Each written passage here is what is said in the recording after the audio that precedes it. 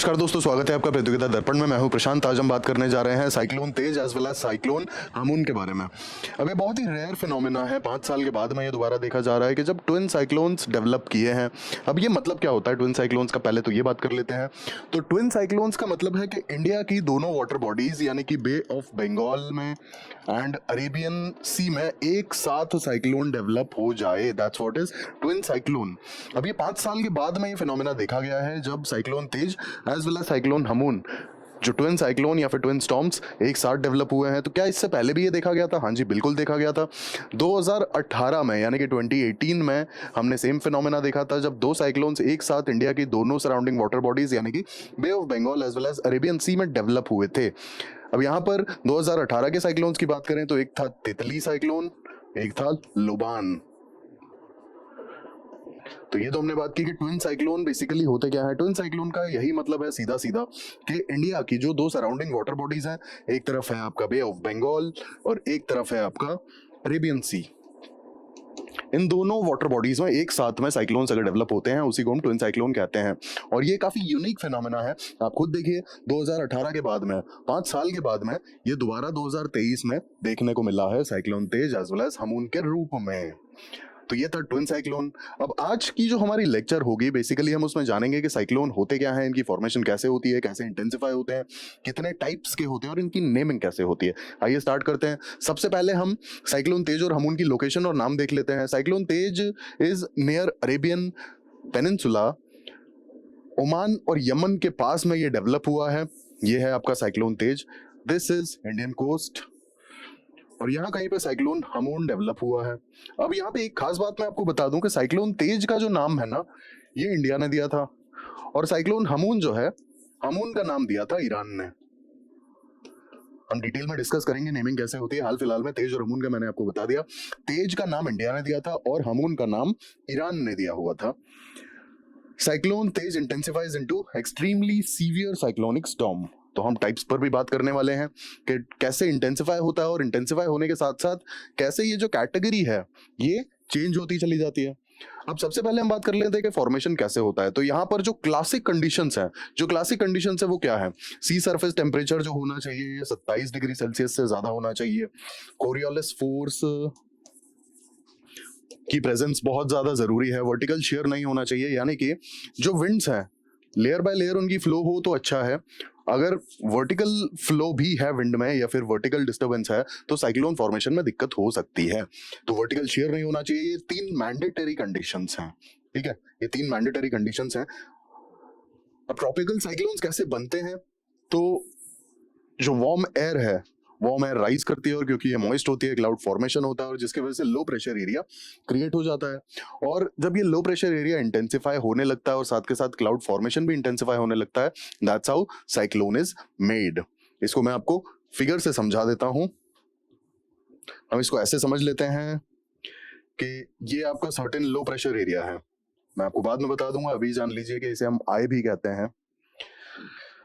अब ये सी सरफेस है आपका और जैसा कि हमने देखा था कि सी सरफेस का टेम्परेचर कितना होना चाहिए, 27 डिग्री सेल्सियस से ज्यादा। इसका मतलब है कंपैरेटिवली सी जो है वो वार्म होगा और यहाँ कहीं पर लो प्रेशर एरिया एग्जिस्ट करता होगा।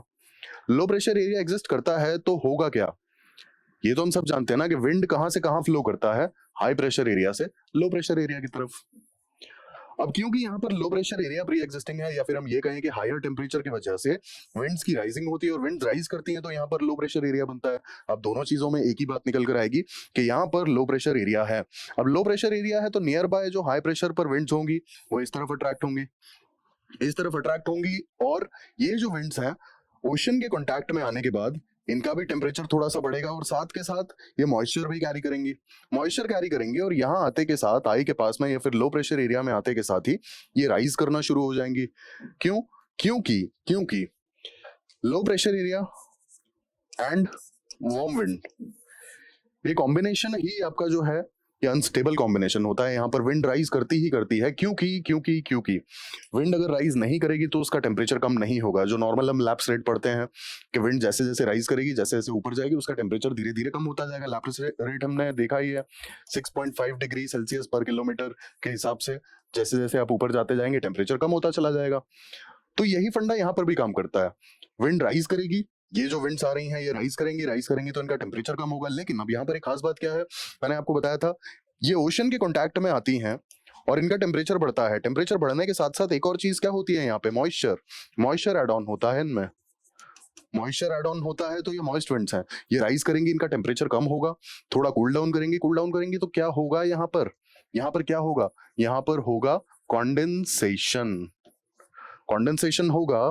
तो एक सर्टेन पाथ पर जाने के बाद, एक सर्टेन हाइट पर जाने के बाद क्लाउड फॉर्मेशन होगा कॉन्डेंसेशन की वजह से, और इनकी मूवमेंट दूर की तरफ शुरू हो जाएगी। आप ये सोचिए कि यहाँ पर कोई भी विंड आता है, कोई भी विंड यहाँ पर आकर रुक जाता है और उसका जो टेम्परेचर है वो कम हो जाता है, इससे ऊपर नहीं जा सकता। बट नीचे से तो विंड जो है ये कंटिन्यू कर ही रहा है ना, जो वार्म विंड है वो राइज कर रही है, तो ऑब्वियस सी बात है कि ये कहाँ जाएगा, साइड में। तो क्लाउड फॉर्मेशन भी जो है ये साइड में जाता हुआ आपको दिखेगा, और यही कारण है कि धीरे धीरे क्लाउड फॉर्मेशन आपका आई की तरफ से स्टार्ट तो होता है, बट ये धीरे धीरे आउटर एरिया की तरफ मूव करने लगता है। हम इसे देख लेते हैं, जैसे यहाँ पर ये वार्म विंड्स आई और यहाँ इन्होंने राइज करना शुरू किया, इस सर्टेन हाइट पे जाके कंडेंसेशन शुरू हुआ, और क्योंकि नीचे से वार्म विंड्स जो है ये कंटिन्यू कर रही हैं आना, तो ऊपर जो विंड्स के पैकेट्स हैं ये साइडवेज मूव करना शुरू कर देंगे। तो पहले क्लाउड्स जो हैं ये यहाँ पर आएंगे, इसके बाद यही क्लाउड्स ट्रैवल करते करते धीरे धीरे यहाँ तक आने लगेंगे। तो क्लाउड्स की जो इंटेंसिटी है ये भी बढ़ती चली जाती है। साथ ही यहाँ पर हमने एक इंपॉर्टेंट कंडीशन देखी थी कि कोरियोलिस फोर्स जो है ये एब्सेंट नहीं होना चाहिए। कोरियोलिस फोर्स अगर प्रेजेंट होगा तो ऑब्वियस सी बात है कि यहाँ पर विंड्स की सर्कुलर मूवमेंट भी आपको दिखेगी। किस तरीके से, मैं आपको एक सेकंड में दिखा दे रहा हूँ। जो विंड्स हमने देखी थी ये था आई, तो हमने देखा कि ये विंड्स आकर के और राइज करती हैं, बट एक्चुअल में अगर आप देखेंगे तो ये विंड्स कुछ इस तरीके से राइज करती हैं। जो डायरेक्शन होगी ना, अगर हम टॉप व्यू में देखें तो ये सर्कुलर होगा, ठीक है, और साइड व्यू में अगर आप देखें तो कुछ इस तरीके से आपको विंड्स राइज करती हुई दिखेंगी कि ये ऐसे सर्कल पूरा घूम के आएंगी, फिर यहाँ आएंगी, तो इस तरीके से राइज करेंगी। और ये सर्कुलर जो फोर्स, ये जो बेसिकली सर्कुलर मूवमेंट है ये किसकी वजह से है, ये है आपका कोरियोलिस फोर्स की वजह से। कोरियोलिस फोर्स में हम पढ़ते हैं कि जो विंड्स की डायरेक्शन है कैसे अफेक्ट होती है। नॉर्दर्न हेमिस्फीयर की अगर बात की जाए तो विंड्स की डायरेक्शन राइटवर्ड चली जाती है। विंड अगर सपोज नॉर्दर्न हेमिस्फीयर में इस तरीके से मूव कर रही है तो जो रिजल्टेंट डायरेक्शन होगी नॉर्दर्न हेमिस्फीयर में वो विंड की ये वाली होगी। आप उठाकर देख लीजिए जो भी प्रेशर बेल्ट है और जो विंड्स की मूवमेंट है आपको यही चीज दिखेगी। राइट टर्न होता जो है विंड में वो होता ही एक्चुअल में कोरियोलिस फोर्स की वजह से है। और सदर्न हेमिस्फीयर की बात की जाए तो लेफ्ट टर्न देखने को मिलता है, यानी कि विंड की डायरेक्शन अगर ये है तो रिजल्टेंट डायरेक्शन कोरियोलिस फोर्स की वजह से लेफ्टवर्ड होगी। तो कोरियोलिस फोर्स की जरूरत यहाँ पर बहुत ज्यादा है और कोरियोलिस फोर्स की वजह से ही सर्कुलर मूवमेंट देखने को मिलती है। और सर्कुलर मूवमेंट इंटेंसिफाई करते करते करते ये साइक्लोन बढ़ता चला जाता है। यहाँ पर हम फिगर में देख सकते हैं कि सर्कुलर मूवमेंट क्लाउड्स की हमें क्यों दिखती है। क्लाउड्स की आप देख रहे हैं, यहाँ भी आप देख सकते हैं कि सर्कुलर मूवमेंट दिखती है। यहाँ आप देखिए ये कुछ इस तरीके से, यहाँ पर भी मोर और लेस सर्कुलर मूवमेंट ही आपको दिखती है। तो ये जो लो प्रेशर एरिया है ये विंड्स चारों तरफ से अट्रैक्ट तो करता है, लेकिन जो फाइनल मूवमेंट होता है विंड्स का थोड़ा सा सर्कुलर होता है। हम इसको अगर टॉप व्यू से समझे तो इस तरीके से समझ सकते हैं कि ये आपका लो प्रेशर एरिया है, विंड्स अट्रैक्ट हो रही हैं। लेकिन हमने देखा इंडिया कहाँ है, नॉर्दर्न हेमिस्फीयर में, इक्वेटर के ऊपर है, नॉर्दर्न हेमिस्फीयर में है। तो जो विंड्स की मूवमेंट होगी कोरियोलिस फोर्स की वजह से कैसे इफेक्ट होगी, रिजल्टेंट विंड्स की जो डायरेक्शन होगी वो राइट साइड में अफेक्ट होगी या फिर राइटवर्ड्स मूवमेंट होगी। तो ये जो विंड आ रही है ये एक्चुअल में रिजल्टेंट विंड इसकी अपने राइटवर्ड जाएगी और इसकी जो रिजल्टेंट मूवमेंट है वो लेफ्ट राइटवर्ड जाएगी, इसकी जो रिजल्टेंट मूवमेंट है वो राइटवर्ड जाएगी।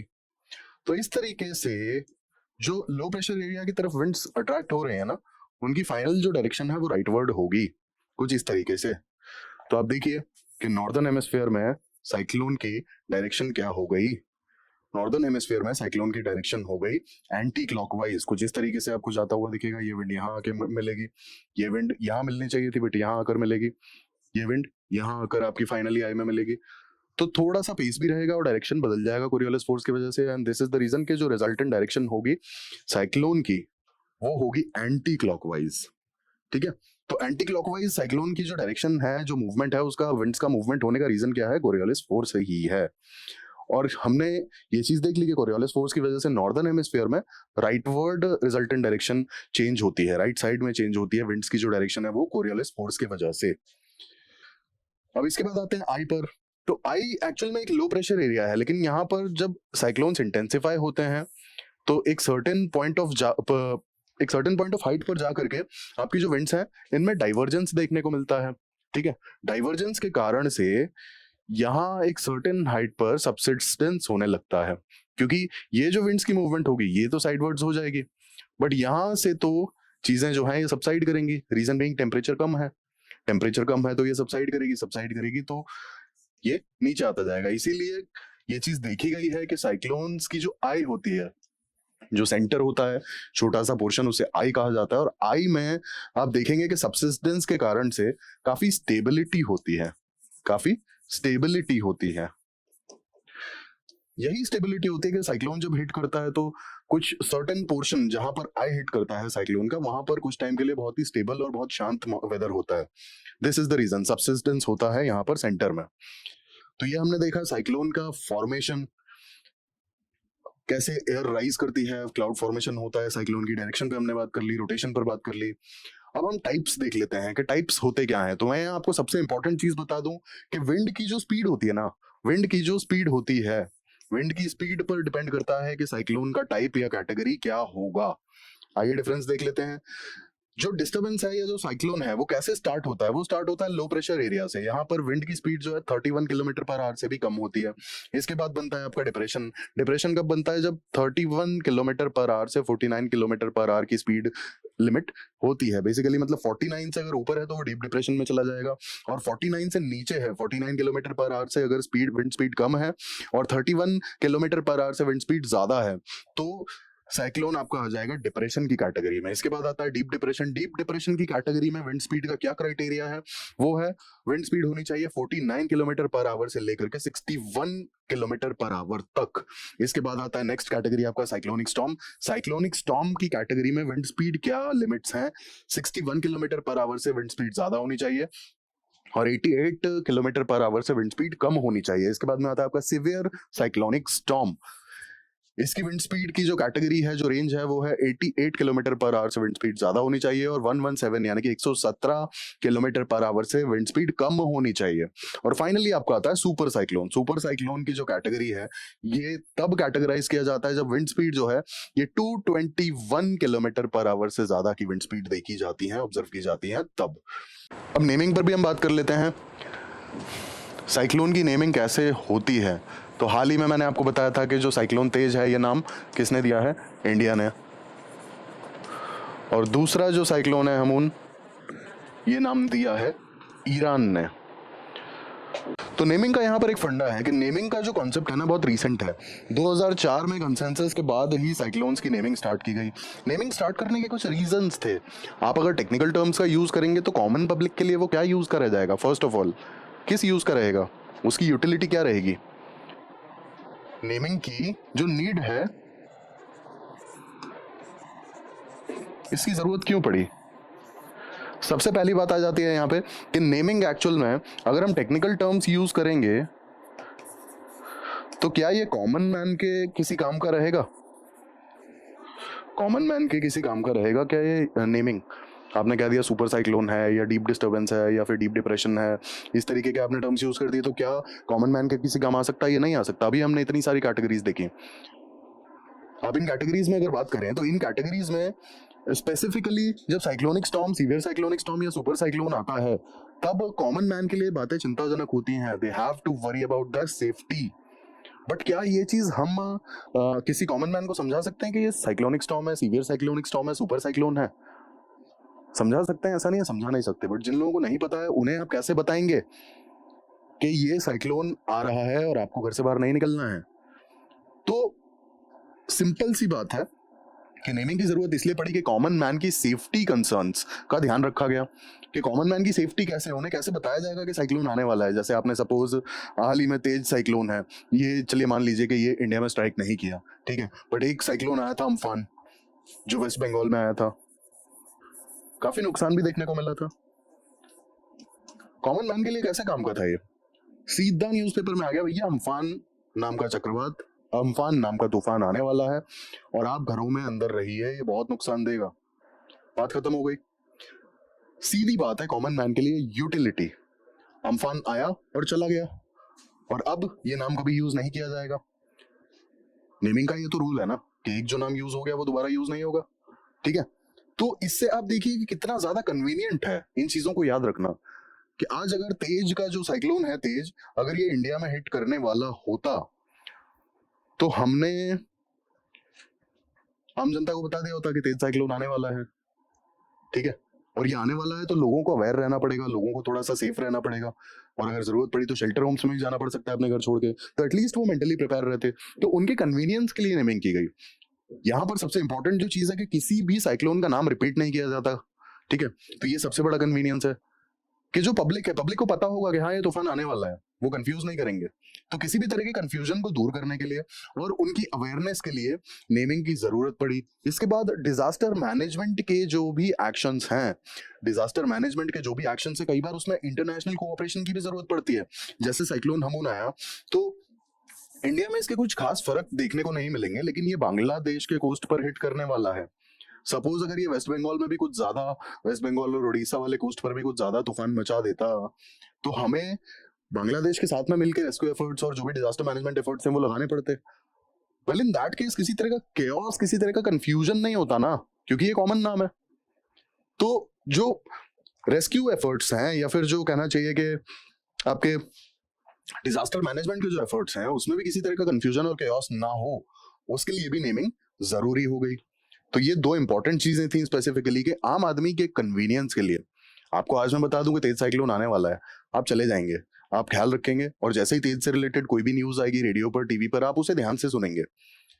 Same goes with international relations also कि अगर इंटरनेशनल लेवल पे किसी भी तरह का कोऑपरेशन चाहिए तो एटलीस्ट वी नो कि हाँ इस पर्टिकुलर साइक्लोन की बात हो रही है, यहाँ पे कोई कंफ्यूजन तो नहीं होगा ना। एग्जांपल के लिए आप ऐसे ले लिए, इंडिया ने अपना कुछ अलग नाम रख दिया उस साइक्लोन का, बांग्लादेश ने कुछ अलग रख दिया, पता ही नहीं है बात किसकी हो रही है, तो यहाँ तो अल्टीमेट केओस हो जाएगा ना, अल्टीमेट कंफ्यूजन हो जाएगा।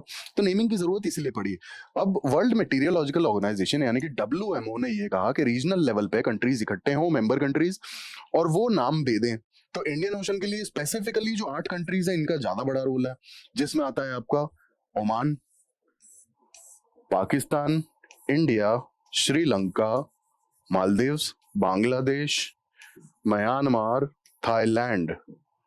इन 8 कंट्रीज का बड़ा रोल है इंडियन ओशन में जो भी साइक्लोन आता है उसकी नेमिंग के लिए। अब जैसे रिसेंट साइक्लोन तेज था तो नाम किसने रिकमेंड किया था? इंडिया ने, ठीक है। और हमून जो था वो किसने रिकमेंड किया था? ईरान ने।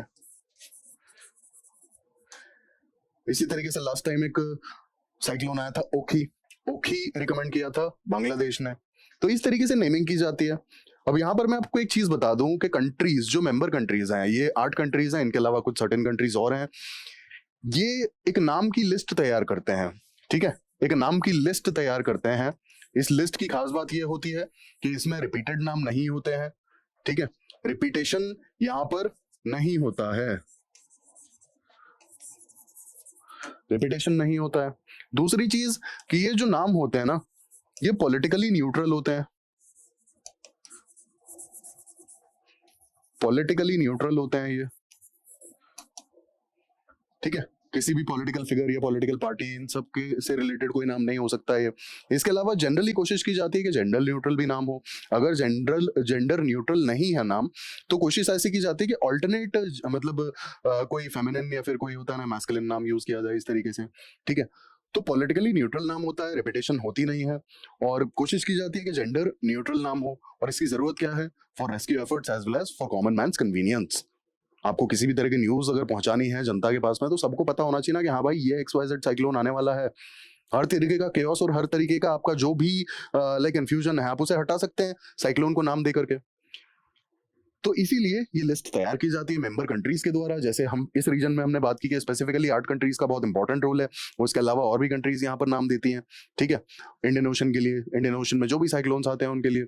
और ये नाम की लिस्ट जो होती है, इस लिस्ट से नाम सेलेक्ट किए जाते हैं और जो नाम एक बार यूज हो जाता है उसे हटा दिया जाता है। तो that's how naming is being done. और नाम की हमने कंडीशंस भी देख ली कि क्या कंडीशंस होती है नाम की, और इन कंडीशंस के बेसिस पे ही नाम रखे जाते हैं साइक्लोन्स के।